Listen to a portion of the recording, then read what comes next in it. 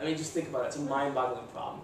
And so there are companies out there to solve that. But the price that people want to pay for those ads for branding is very low because you basically can only guess who's looking at the banner ad. They're not telling you anything about who's on the page looking at it as a marketer. You're like, it's kind of like the highway, and you're still sort of targeting, trying to look at the car and who might be in it and all that stuff. Okay, so that's interesting. Now, on a scale of 1 to 10, that banner ad from the other is probably worth a 1 in terms of its effectiveness. Now, Google is like a 9. So what Google does is that you're driving down the road and you're thinking to yourself, you're like, I would really love to have an LED image. I should stop it. Bang, the ad's right there. So think about that. Like, think about the holy grail, how powerful that is. Because what you're doing when you go to Google is just saying, I am interested in this, right? Or I want to buy this. And the words you use, there is science behind.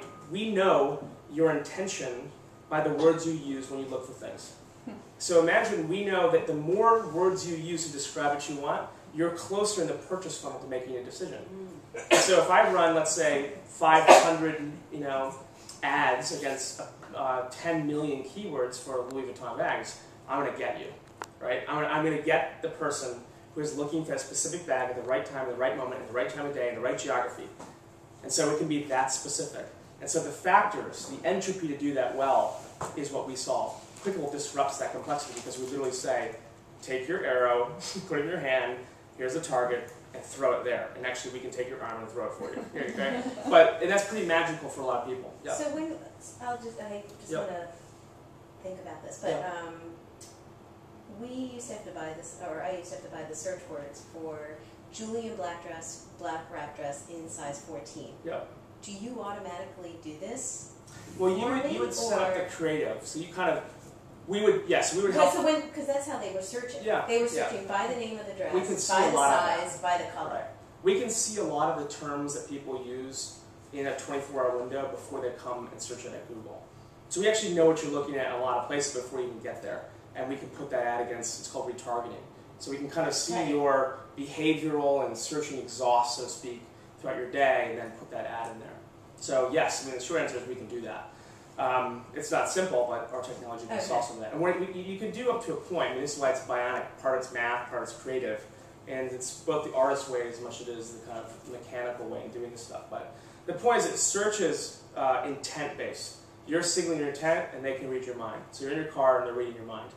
Now, that's about a 9 or 10 in its effectiveness. But it's also expensive to do because everybody who's good at this really can, in big categories like real estate and automotives and professional categories like law. Like, we're the biggest online advertiser in law for LexisNexis in the world. So we manage thousands of attorneys, looking for mess up the asbestos. All this madness is totally crazy. So we actually know the price of keywords for divorce between every major state in the U.S. I'll show you examples of this. And like when someone's looking for divorce, when they're not.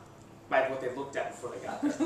So I'll unpack that, but we know the answer to the question. But the point is that you can make a fortune for a lawyer who's willing to pay for that because that client's worth thousands of dollars. And so we can arbitrage that. But longer conversation, but we do that. Now, search and run intent, reading your mind. Display, banner advertising is shotgun blast, driving down the road, maybe I hit a target. Now, Facebook is interesting because it's kind of in the middle of the effectiveness. It's like a 3 or 4, but it's ascending in its relevancy and power. Because what's interesting about Facebook is that the billboard as a format, social, versus display, versus search for Google, which can instantly light up what in your mind. It's kind of the middle in the sense that it actually can look very, very carefully at all the things that are on your car, like little stickers that says, I'm interested in blank. I'm interested in this. I'm interested in this. Because as you go through Facebook, you're connecting with people, which we have lots of friends. So we have this funny little debate about Facebook. So mine is completely open and it's automatically accepting friends. So I have thousands of friends, and there's like, you don't know these women in bikinis. I'm like, I don't. That's the right answer. Did you guys sound like pregnant and you have some friend who's pregnant in a bikini? Who's 20 years old, so to speak? Look, I have 3 sons. Yeah. Come on. No. So that's a whole. We should have that. That type of meeting. Help me with a glass of wine. Yeah, have wine in the morning. But anyway, so the Facebook ad actually can look at the car and see all the interests around it, right? because you're signaling to the world, hey, I drive this car, here are all the bumper stickers on it, I'm an Obama fan, I love to ski, I have these friends, but I also, those bumper stickers that are on all over the car that tell me who I am, because I'm signaling to the world in my social profile, are also connected to my friends and their profile. So my data is phenomenally rich. Okay? And so while you have keywords in Google which are near the bottom of the funnel of converting, because they're saying I want to buy this or I'm looking for this, and you can mark against this, interests are kind of similar to keywords, but they're different. But they actually signal a very powerful message on how to market to that person. Does that make sense? Yeah, and so, is it like insights? They're insights, they're signals. They're, hey, if I'm interested in these things, I know if I try to target that audience in Facebook, which I can do very easily, by geography, by sex, birth date, college education, friends, interests, I can suddenly hyper-target. And so the effectiveness is very, very good. So while the stream of cars are driving on the West Side Highway, now I can pick out the cars I want, right? Google's reading the minds of the drivers.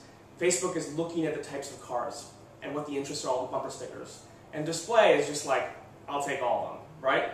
And so it's cheap with low conversion, 1 in 100 on display with big billboards. Google is maybe 1 in 6. Okay? Now the price is 100 times more, but if you're willing to sell something, if I have a camera to sell, and I will spend whatever it takes, I'll take out my Amex card and spend at the top, because what do I care? It's just money. I'm pulling all the value of the marketplace. Everybody in Westchester searching for a dentist, I'm going to pay to bring them to my store.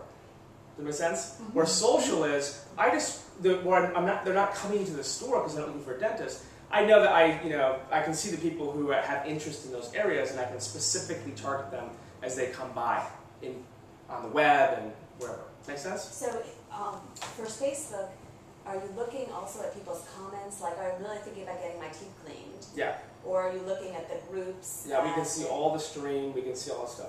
Again, if you look at the kind of maturity of the platforms, displays a Yugo, Google's a Ferrari, and Facebook's a Volkswagen today. The effectiveness of pulling all the data in and looking at it and being able to target it is going up. The value of that network and the ability to target and see all that data, which is the privacy issue. But I was just at the D8 conference the last 3 days at the Wall Street Journal's conference, and Mark Zuckerberg spoke. And sweating. Yeah, it was amazing, because we're on camera. I'll tell you off camera. and we're huge partners of Facebook, so I know the whole racket. They're great people and super smart. And but it was his, as I said, his Nixon moment, and it was very challenging because they have to balance, or maybe not balance, the privacy issues with their ability to monetize.